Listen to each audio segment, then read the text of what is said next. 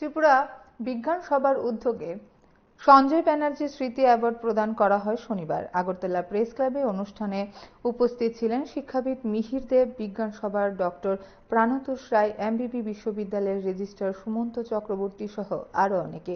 অনুষ্ঠানে জাতীয় শিশু বিজ্ঞান কংগ্রেসে অংশ নেওয়া ছাত্রছাত্রীদের হাতে পুরস্কার তুলে দিয়ে সম্মান জানানো হয়। একই সঙ্গে 2024-25 শিক্ষাবর্ষে মাধ্যমিক উচ্চ মাধ্যমিক উত্তীর্ণ কৃতীদের পুরস্কৃত করা হয়। পরে অনুষ্ঠানের প্রেক্ষাপট তুলে ধরে ত্রিপুরা বিজ্ঞান সভার সম্পাদক পান্না চক্রবর্তী বিস্তারিতভাবে কি অভিমত ব্যক্ত করেছেন শুন।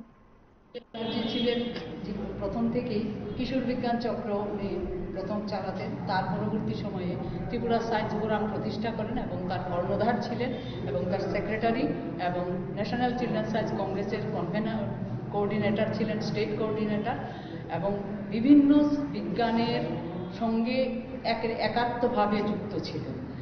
ওনার চেষ্টায় কুসংস্কার মুক্ত ত্রিপুরা এবং বিভিন্ন ঝাড়ফুঁক করা এগুলো থেকে উনি সবাইকে বিরত থাকতে বলতেন। যেমন জন্ডিস হওয়া, কুকুরে কামড়ানো, এগুলির জন্য কিভাবে কি প্রতিকার করা যায়, কোনো ঝাড়ফুঁক না করে, কোনো সাধু সন্ন্যাসী, কোনো লাল সাধু বা এইসব ফুলের ফুল ঝাড়ফুঁক না করে এটার দিকে উনি চেষ্টা চালিয়ে গেছিলেন।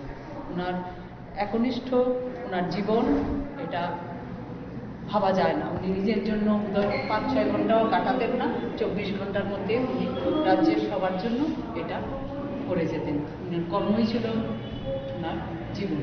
এবং 1 মে 2010 উনি শারীরিকভাবে আমাদের ছেড়ে চলে যান।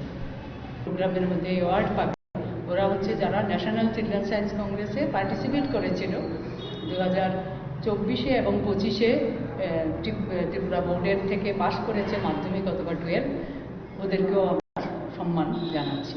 আর একটা বিশেষ অ্যাওয়ার্ড পাচ্ছে দীপ্ত নবনী, যে নাকি পোস্ট ডক্টরেট করার জন্য বিদেশ যাচ্ছে এবং সঞ্জয় দার খুব প্রিয় ছাত্র ছিল, তাকেও আমরা এই অনুষ্ঠানে পুরস্কার